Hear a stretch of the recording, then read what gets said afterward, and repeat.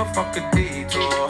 Trying to put my mind at ease. Why blowing trees? I'm independent, moving mage. I'm about mine. I ain't dependent on no favors. About time. I'm a beast, it's in my nature. If you know, you know. Then there's no need to shout it. Don't even think about it. No, no, not today. Not today. Not today. Not today. No, not today. Allow it if you ain't got nothing good to say. Good to say. Good to say. Good to say. Nothing to say. Beg you allow me not today. I was just a young offender trying to turn a tenner to 100 foul boy. Down on my luck, playing money up, trying to change pennies into pound coins. We would block kids or some hot shit. We would joyride and we shoplift. So nowadays if we give it down, we just hit the plug and we ain't got piff. I be out there trying to rescue the drought, cause it ain't me, you and I ain't about. Obviously I'm the guy, but even me I've got to grind, cause nothing happens overnight. Time is ticking, I'm too busy to put my feet up. I'm either drowning or tripping, I need to ease up. No matter what I get, I always wanna see more. Up and down at M-way, chasing paper, fuck a detour. Trying to put my mind at ease. My money. Why blowing trees? I'm independent, moving mage. I'm about mine. I ain't dependent on no favors. About time. I'm a beast, it's in my nature. I've been down and out. I came this close to drowning, so don't even think about it. No, no, not today. Not today. Not today. Not today. No, not today. Allow it If you ain't got nothing good to say. Hey. Good to say. Good to say. Nothing to say.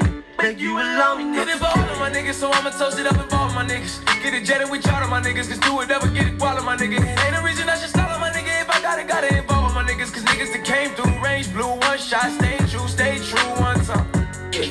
20 rack in my jean and pack, 20 rack in my jean and jacket. Without an infrared beam, I'm lacking. I done put up in side touch, I'ma deal with the my toss. Pull up nigga, I slaughter, slapping the 40 and slaughter. Yeah. No matter what I get, I always wanna see more. Up and down the M-way, chasing paper, fuck a detour. Trying to put my mind at ease. Why blowing trees? I'm independent, moving mage. I'm about mine. I ain't dependent on no favors. About time. I'm a beast, it's in my nature. I've been down and out. I came this close to drowning, so don't even think about it. No, no, not today. Not today. Not today. Not today. No, not today. Allow it if you ain't got nothing good to say.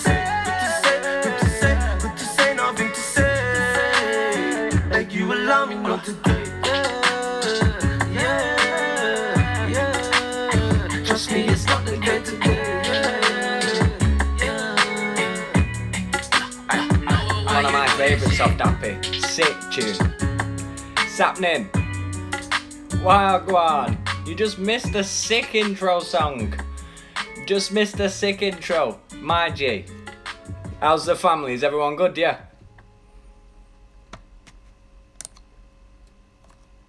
Let's not play another one. Anyway, let's get shit started. Oi! This is your boy Joker, and this is See You Next Tuesday podcast. Episode 4, guys. Where the fuck is this going?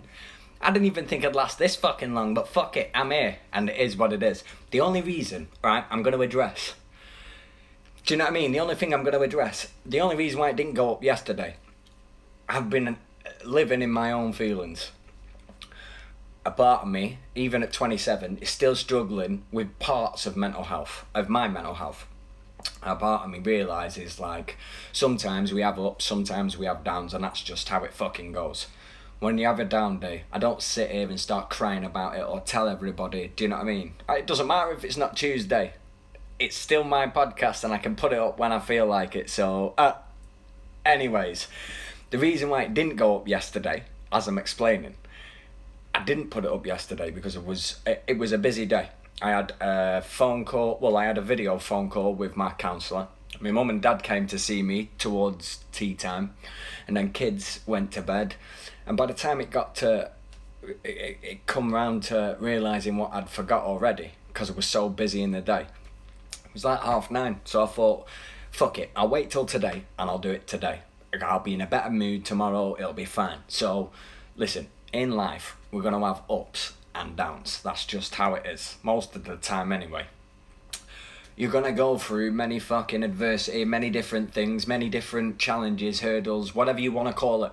You can think it's down to God, you can think it's down to the universe, you can think down to whoever you want. But you will face adversity. Obviously, the famous quote from Rocky, out of Rocky 6. I think it's 6. But out of Rocky 6, he says, life's gonna hit you really hard. Or roundabout, don't quote me, but something along the lines of, nothing's gonna hit you harder more than life. And it's not about how hard you get hit, it's about how many times you can keep getting hit and keep getting back up. Because, quite frankly, you can sit there and dwell, and you can feel guilty, you can feel pity, you can... Do you know what I mean? There's loads of things that you could do with that energy. Or you can turn it into a positive. You can use that energy and multiply it in a completely different way. Like, you have to learn to accept things that you can't change. Some things that you're not going to be able to accept, like a boss telling you what to do every 5 minutes and that he's quite nasty the way he speaks to you. You're not going to change that situation. Doesn't matter if you speak up, it doesn't matter if you address it, doesn't matter. It doesn't matter. People will be who they will be, regardless. Not everyone's going to like it, and not everyone's going to enjoy what's going on. But at the same time, I'd rather be a person who brings a bit of a vibe rather than a nobody who's constantly miserable, whinging, complaining, moaning about shit, because that's not who I'm about. I love entertaining. I love being a fool. I love making jokes. I love being an idiot. I grew up around it. It's all I ever knew from my dad. Like, earliest memory I remember laughing as a kid was when my dad used to say to me, he'd go, "Hey Rob, guess what? Your mum went to the butcher's the other day," and she says to the butcher, "How much is that pig's head in the window, love?" And the butcher says to her, "Listen, that's a mirror." And he'd leave it there. The funniest part of that entire joke is my mum at the end going, "I didn't go to the fucking butcher's. I didn't even say nothing at the butcher's. Why you say this? I don't say things like this. You are a fucking idiot." She was funny, hilarious.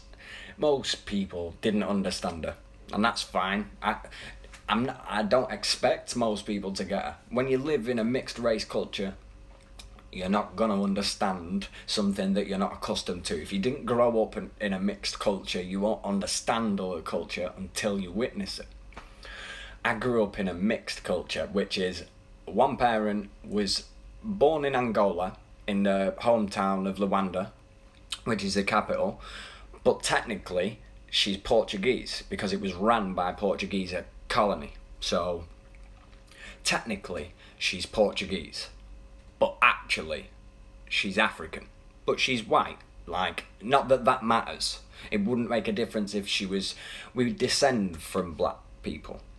Not that I'm out there saying the N-word every 5 minutes and thinking that I'm brash, because I don't.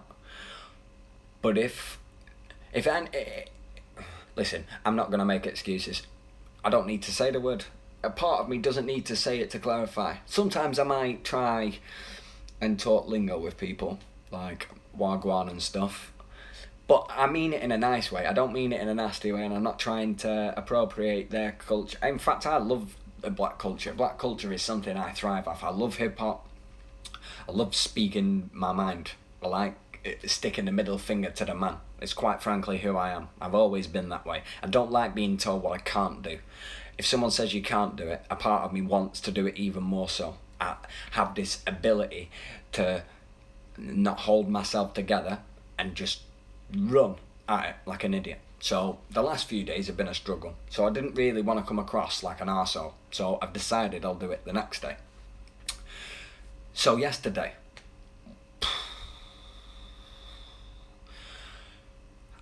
I'm ready for kids to go back to school. I've had enough. I have had enough. Teachers don't get enough praise. I'm telling you, for them to look after children 5 days a week from 9 a.m. till 3 p.m, I don't have a clue how they do it. I do not have the patience sometimes. Listen, I thought I thought I was a great parent. I actually believed in my head, like, I've got this is easy. This can't be that difficult. To occupy a child's mind constantly for months on end is difficult, because you end up repeating things that you've already done and they don't want to do it. Most of the time they're not listening, by now they're not really listening. They're now back chatting and getting cocky, staying up later, which, as we're rearing up to the end of August and coming up to September, school's going to be coming back, and it's going to destroy them to wake up early in the morning, eat breakfast within half an hour, and then have to be out the door and dressed, when normally every day for the last 3 months, 4 months, they've had to get up, relax, do what they want, play the DS, play their tablet, eat a biscuit if they want a biscuit. Do you know what I mean? They've lived differently. So a part of them, it's going to be a shock. So I'd had enough. So I had to try and bribe them to sit still for roughly about half an hour to 45 minutes while I speak to my counsellor. Now, obviously, with coronavirus at the moment, you can't visit a counsellor. It used to be face-to-face. I'd go to Polton, which, by the way, is a shed. It's not a building. It's a fucking shed. It's a wooden shack. It's what it is. A part of me's embarrassed. When I look at it, a part of me's like, wow, this town's like quite posh. And this looks terrible for a GP's office. Like, wow, what is going on? But anyway, irrelevant. The stuff that's there and the people that are in there, they're fantastic, lovely people. Now, my counsellor, Liz Yates, who works for Mind Matters, she's lovely, perfect person I've ever met. Elderly lady, elder woman, but knows what she's doing. Been in the job for over 20 years, spoke to many people. Very, very interesting woman. Like, a part of me is intrigued by her, by what she knows and how she can help me. So yesterday I'm having this conversation, telling her about how I'm upset with life. There's a part of me that feels like time's ticking, that, listen, I'm coming up to 30 years old, and a part of me still no career. I'm still nowhere closer to where I want to be. I keep labelling that I should be somewhere at 27. A part of me keeps stigmatising that by 27 I should have had a career while I've had a family. I should be able to support them properly. I should be able to do certain things by the age of 27. I should be driving. That's still not happened. So a part of me's been feeling pity. I felt pity. I had a low moment, and a part of me was just sick of life. Is this all I'm going to do? Be a stay-at-home dad who doesn't go nowhere, doesn't speak to anybody, doesn't hang around with anybody, don't drink. I just sit at home, relax with the kids, chill, have a laugh, wait for Chelsea to come home from work, make tea, and then play a bit of Xbox at night time and have a smoke to chill out. It doesn't make sense. A part of me knows that that's not who I really am. Listen, I am a dad. I am a dad. I am a partner. I do like quiet time. But if I'm honest, silence is my enemy. And if I get too much silence, I overthink. And when I overthink, I put things into too many perspectives that don't need to happen. So a part of me, my behaviour starts, because I've overthought certain situations or I overthink things, I become irritable. So if I wake up, a part of me's annoyed the next day when everything seems exact the same. Feels like Groundhog Day. I'm repeating the same day, but it's completely different. Everyone's doing the same thing, but they're not. It's a different day, reality. So a part of me knows, like, it's not great behaviour. I'm aware of it, but I don't know how to change it. A part of me is not sure as to why I hold on to things from the past, regardless how long. I'll hold it, and then I'll use it as ammunition later. So, for instance, what can I say? I was upset because I want the kids to respect what we ask. If I ask them to tidy up, I don't want to...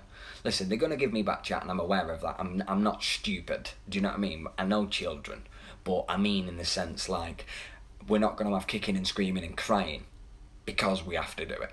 I'd rather you complain about it and give it 5 minutes and then you do it.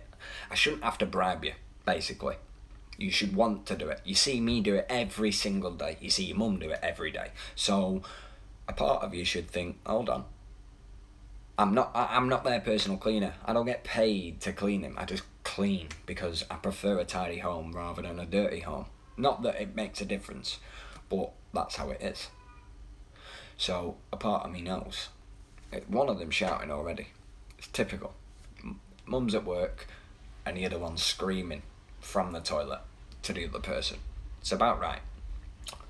Anyway, so I'm telling her about my behaviour, and she asks me one question. She says to me, what was it like when you was a child? How was your emotion? How did you feel like when things went wrong? I was guilty. A part of me felt like when I was in trouble, I was made to feel what I'd done wrong, like, which is right. I suppose now as an adult I realise that it's right, but as a child, mentally, it was embarrassing. Especially if there was a house full of people, or do you know what I mean? And when I mean full of people, I mean like 2-3 adults that aren't who don't live there. They're just friends of the family or someone that, do you know what I mean? But it's embarrassing to be in front of someone and you getting a rollicking from your mum. Do you know what I mean? Like, it's not great. And then she'll give you a clip, like, on top, in front of everyone, just to show, like, listen, doesn't matter who's about, you're getting a slap. Now, as a kid, I just assumed, I brushed it as, oh, mum don't like me. It's not what I weren't thinking about what I was doing and what my actions was causing a consequence. I thought I was deprived. A part of me thought, everyone else has got money, why can't I have money? If I ask you for £1, why can't you give me £1? Not realising, like, my mum and dad's money situation, and they weren't exactly rich. I was aware, but I wasn't, if that makes sense. Like, the concept of money was never there in my mind as a child, anyway.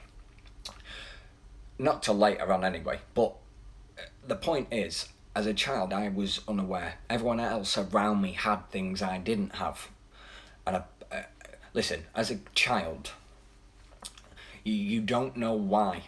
You're not sure. Everyone else, look, to wear this and to wear this nice hat and to have the tracksuits or whatever in the trainers is probably built behaviour from a child. As a child, it was a case of you had to wear these things to fit in. That's British culture. It doesn't matter who you are or where you are. As a kid, when you go to school, you had to wear certain things. There was certain clothing, and it still happens today, I assume. I imagine that there's still certain trends, except it's worse now with social media than it was when I was in school. Luckily, I came out of school just on the back end of Facebook starting. So it was a case of, we left school in year 11 in 2009, and that's when Facebook started. So everyone was only just working out what a Facebook was. Whereas today, fuck it now. A year 7, do you know what I mean? Like, it's dangerous now. It's seriously dangerous. Like, back then it was different, do you know what I mean? The best it could do was show a picture, tell you if it was single, and only people you knew. It didn't have many adverts. It didn't have all this fancy stuff that you could put filters on a story and you could share it with celebrities and you got a blue tick. There was none of that shit. It was just, everyone was equal on this site, more or less, right? And anybody could make a profile.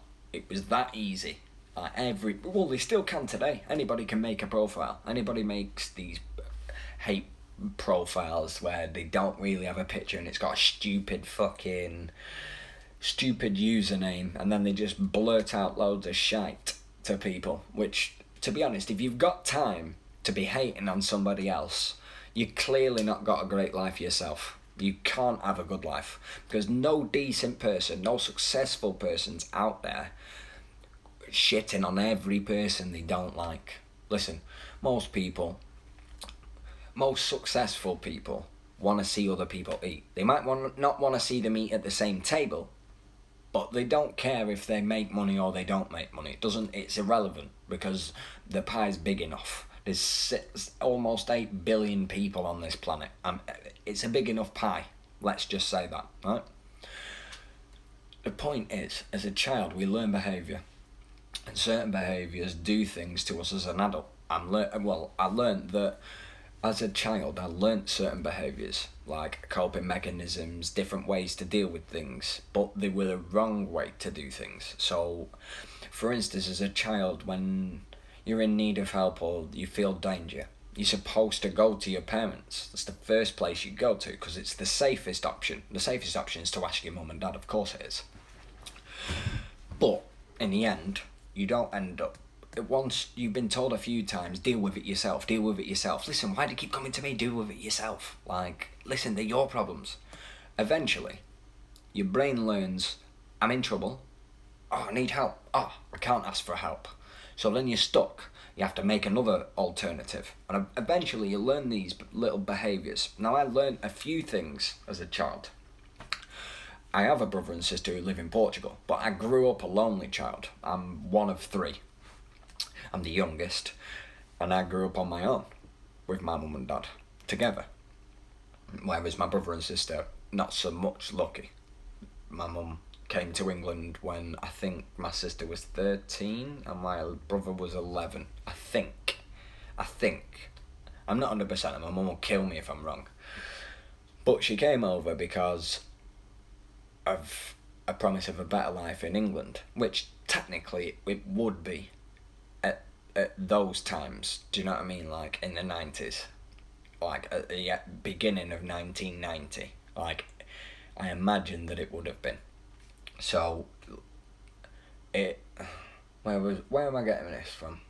So do you know what I mean? Like they weren't making much. My mum wasn't making much money in Portugal, so she comes to England thinking that everything would be okay, right? And then eventually things happen with family members, and I'm not going to go into too much detail because it's family business.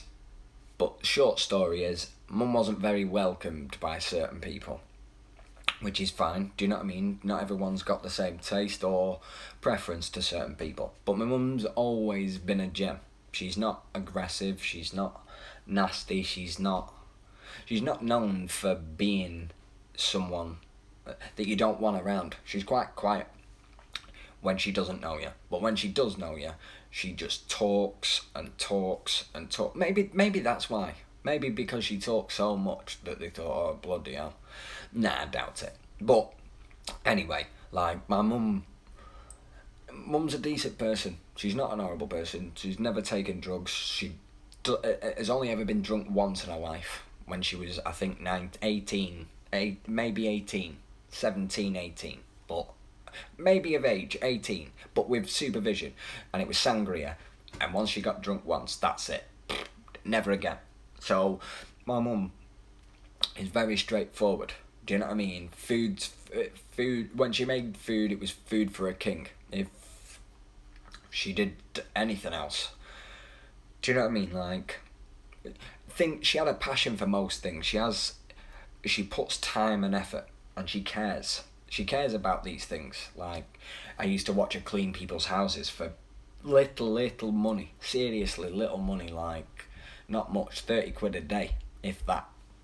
But she'd clean an entire house, like a 5-bedroomed house. So a part of me would be like, wow. And she'd spend hours, like 7-8 hours cleaning this house. Like, she'd go through everything, all dusting everything, cleaning the glass on the windows, the glass in the mirrors, everything. She'd clean absolutely everything. So I grew up thinking that, hold on, I've got to tidy everything. If she tells me to tidy my room, I'm not going to be able to just shove a few things under my bed. Because soon as she spots it, she's going to make me do the thing that I didn't want to do in the first place. So in the end, I'm going to end up doing it. So at a young age, I learned that things had a place and there's a place for everything. But I was careless with the things. I never thought about where they went. I just put them in places to look tidy. I was calculated. I was ready, like, I knew how to make her feel happy about what I'm doing, but I knew in the reality I was cheating. Like, I wasn't doing the thing that I needed to do.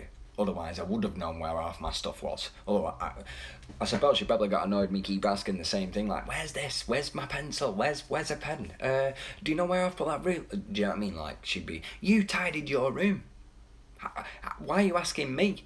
Like, and I suppose you'd be frustrated. But as a kid, you don't think about these things, and they're not traumatic to the point where it was like a war scene. Like, I wasn't fucking in fear of my life every single day. It's not as if, like, oh my god, I'm gonna get my arse pounded every single time I fucking come home. But if I did something wrong, I knew I was in trouble. I knew straight away. As soon as I heard my mum call my full name, Roberto Carlos Santos Car, that's it.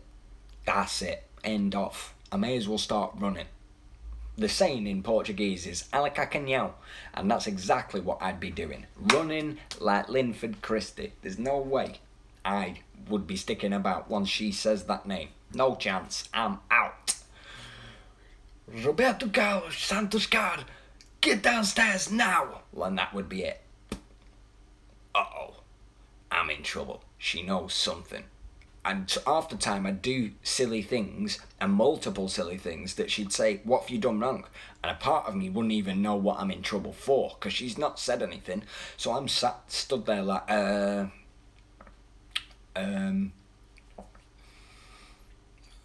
don't, trying to edge her to tell me what I've done wrong, so I know, like, which one she's going to tell me off for. Like, I was a little shit as a kid. I would always try to bend the rules. I never wanted to sit still. I never wanted to be quiet. I've always been a fool, even at home, everywhere.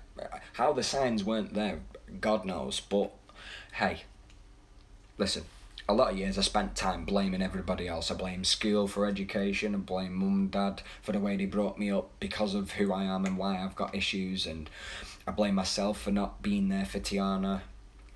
I blame Siobhan, for not being there for Tiana. And a lot of things I didn't take accountability for. I didn't realise, like, what I was actually doing to myself. I didn't realise, like, I was just victim blaming. I was just happy to throw the other person under the bus and pretend that I had no issues. It was everybody else, not me. Until that question.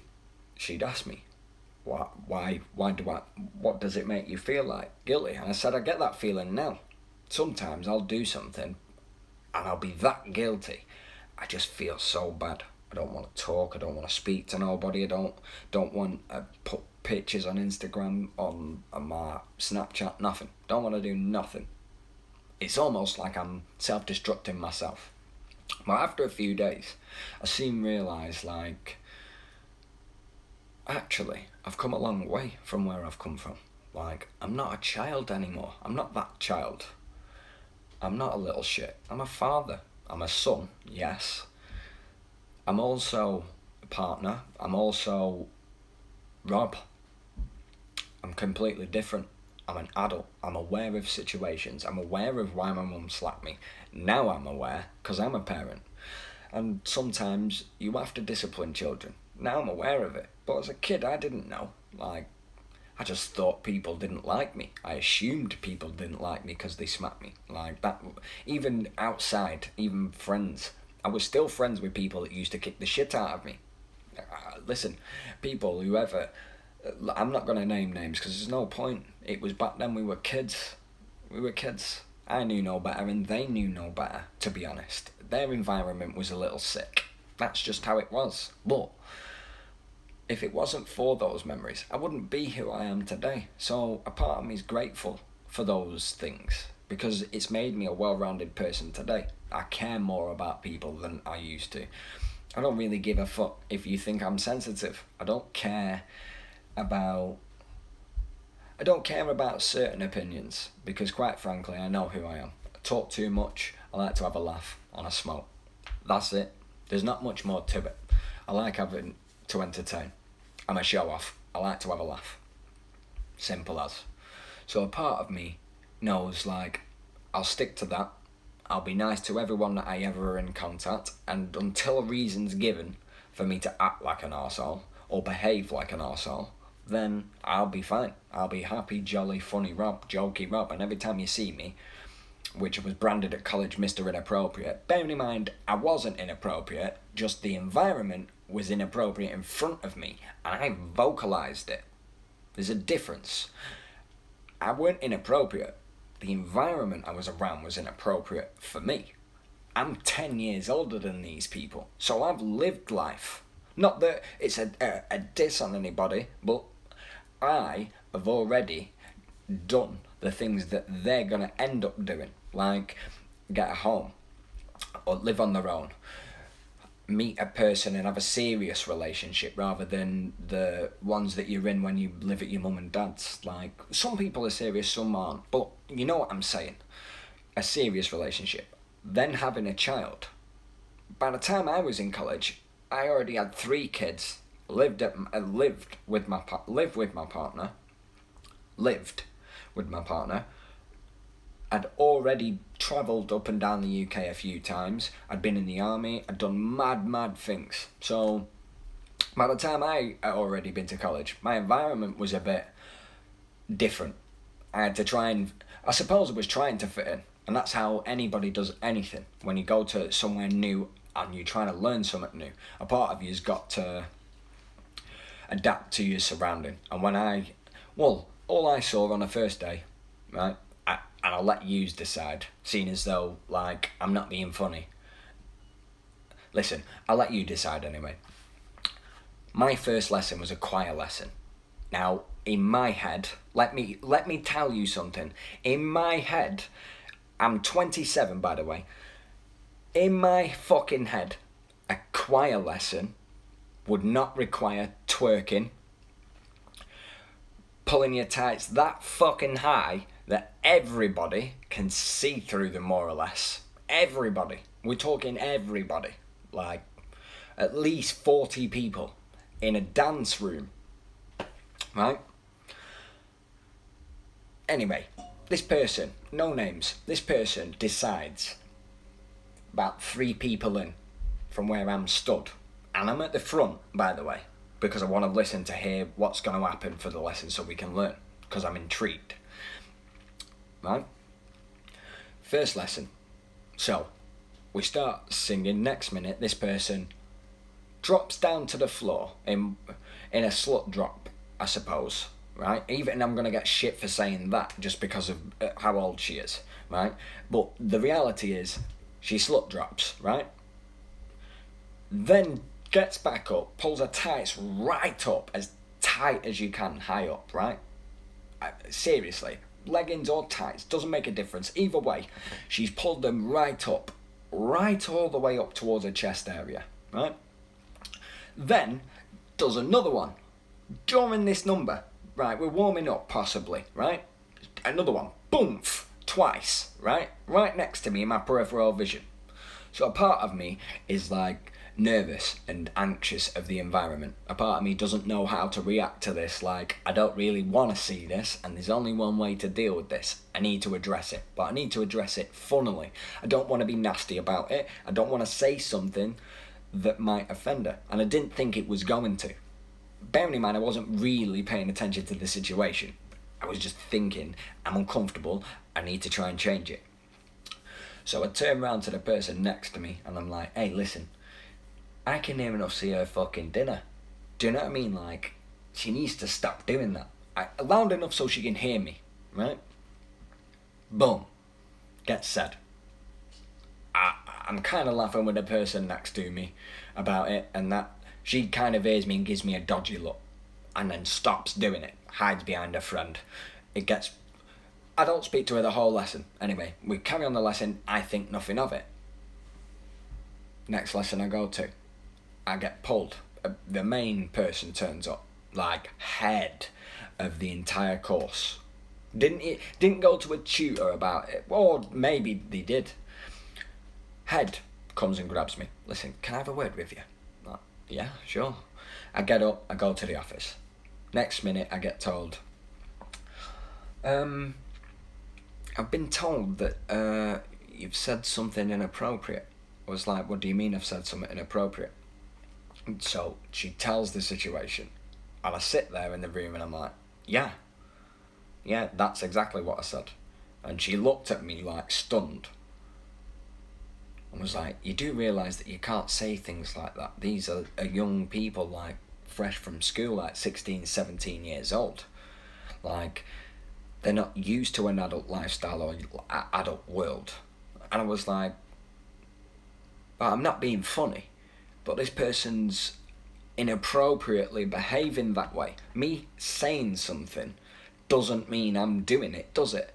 I said, would it be the same if I was doing the same thing? If I decided to just drop in the middle of a choir lesson, pull my pants up right as tight as you can so you can see my dead baby bird right in between my legs. Do you know what I mean? Me crouch all the way back down again so everyone can see me, and then back up again. You think anyone would say anything? And she was like, well, yeah, I should hope so, you're in a choir lesson. I was like, exactly. Nobody said anything when she did it. Nobody. Not one person batted an eyelid. If anything, most people was like, do you know what I mean? Like, as if it's something she does regularly. Now, I don't know who she is, but a part of me knows, like, that's inappropriate, and I'm going to say something. So, and she's like, well, you can't.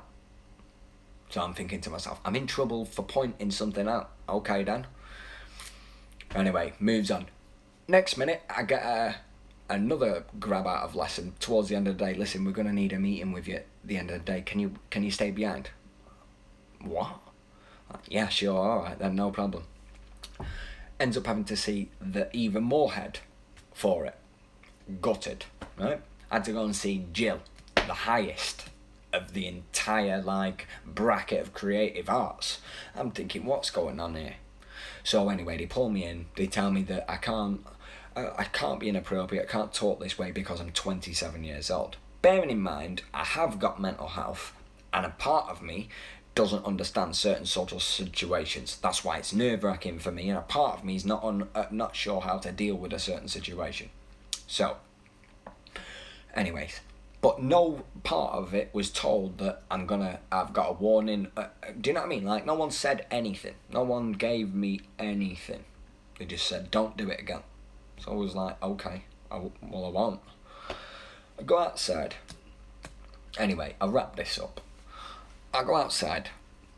I let everyone know. Next minute, I get pulled in the next day. Why did you tell all the students what happened? I was like, hold on. So I'm not even allowed to talk about what happened. I'm not even allowed to mention that I've been pulled in and that it's serious.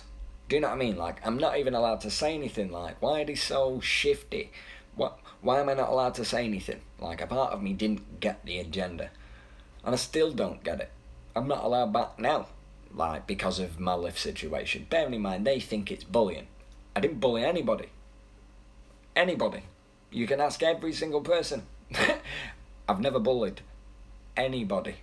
I haven't got it in me to bully people. Why am I gonna bully for? I'm an idiot and might say fucking stupid things. And sometimes I might offend or do things that might hurt people's feelings, but I don't intentionally mean it unless we know each other.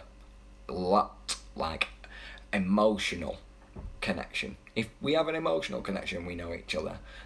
Then maybe if we're heated, I might start verbal abuse back with you. But if we don't know each other, I'm not going to start causing trouble for no reason. You've got to provoke me first before I start saying anything.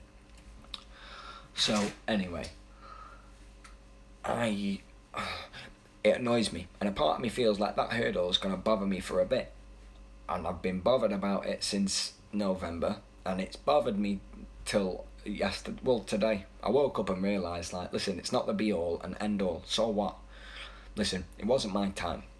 I clearly didn't fit in or belong at that moment. The people that I were around that I did get on with, and I can't thank them any more than I already do.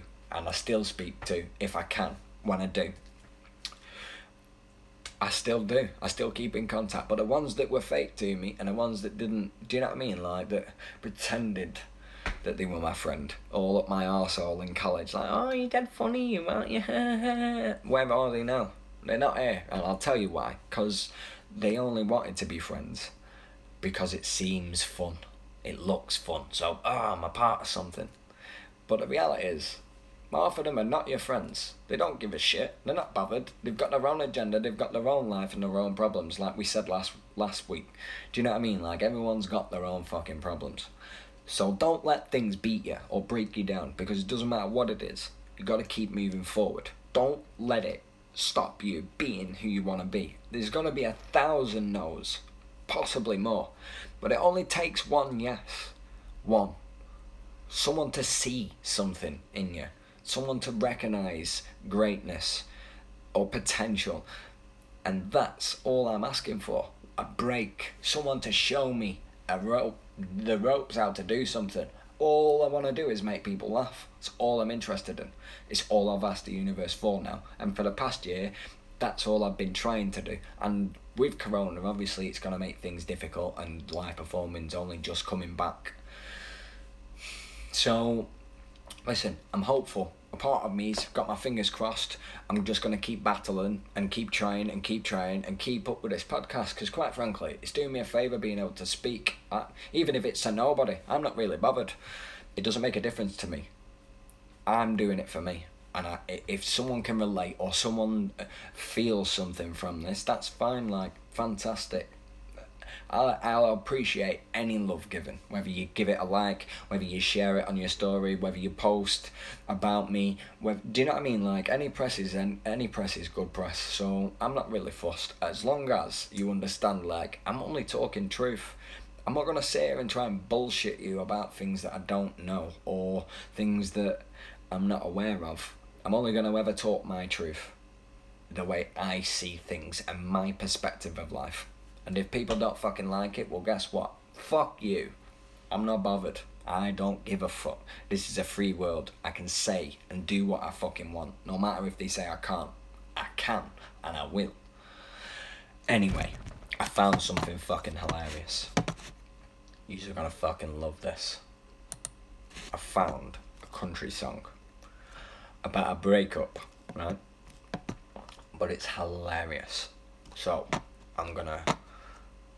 in fact, we'll not end with that. We'll end with it at the end, possibly. But this weekend, we've got White Povetkin for the WBC Diamond Belt, which I'm buzzing for. I can't wait. Dillian Whyte has been waiting that long to have the WBC belt. He's going to end up having grey hairs by the time he sees it, because, quite frankly, with the situation going on in the heavyweight division, I can see that it's going to be difficult to do certain things, and that's how it is. It'll always be that way. Like, politics in boxing's always been an issue for many years. It's been doing it for years. But the 3 fights I definitely want to see this year, listen, and Povetkin can beat White and take the mandatory position, which fucks Dillian completely. Do you know what I mean?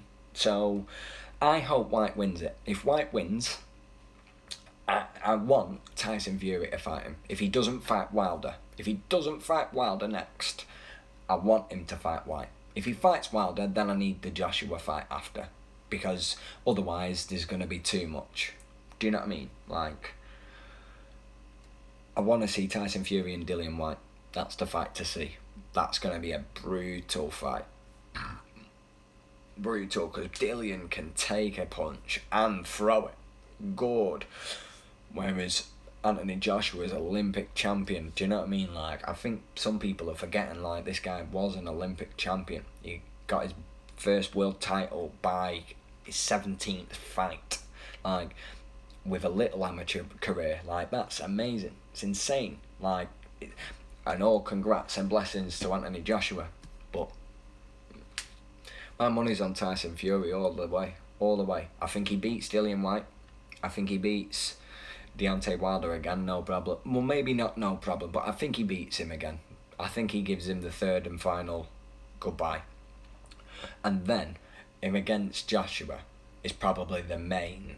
I'm not 1,000%, but I'm pretty sure Tyson Fury is going to win. There's a part of me that thinks he's going to win. He's too slick and elusive. He moves like a middleweight. The guy's so slick. The way, do you know what I mean? Double jabs. The feints, the herky-jerky movement, as Eddie Hearn calls it. Do you know what I mean? Like, it's amazing. So, yeah, right. So, thank you for joining me on See You Next Tuesday, episode 4. Oi, oi! And here's Wheeler Walker Jr. with Fuck You, Bitch. You say we're done. You packed up your stuff. It's really over.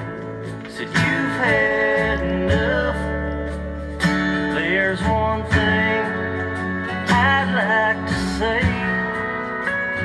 before you leave. Fuck copyright, because I pay for my fucking Spotify, so fuck 'em. Fuck you, bitch. You broke my heart. your friends for tearing us apart. Fuck your dog, I hope he never comes home. Fuck you, bitch, I hope you wind up alone.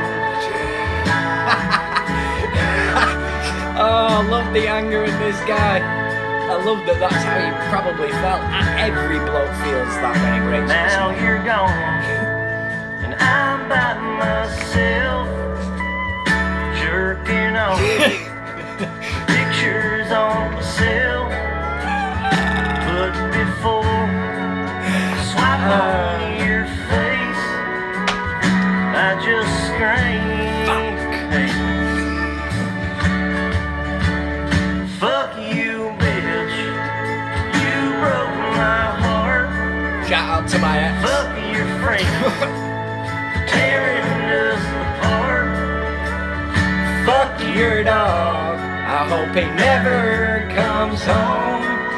Fuck you, bitch, I hope you wind up alone.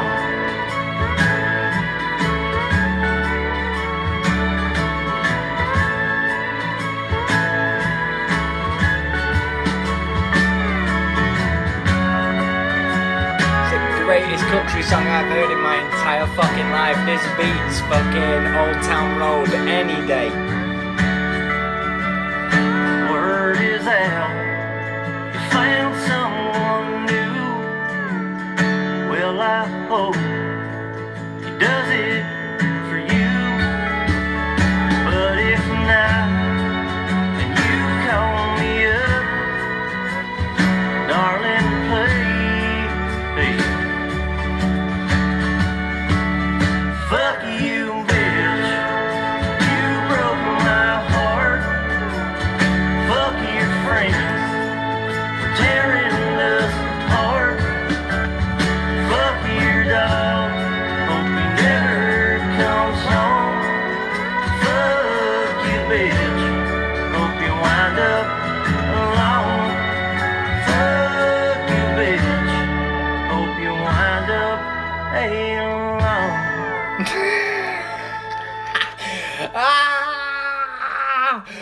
Fuck off. That's what I'm talking about. That's the kind of energy I fucking need to end this podcast with. Fucking perfect.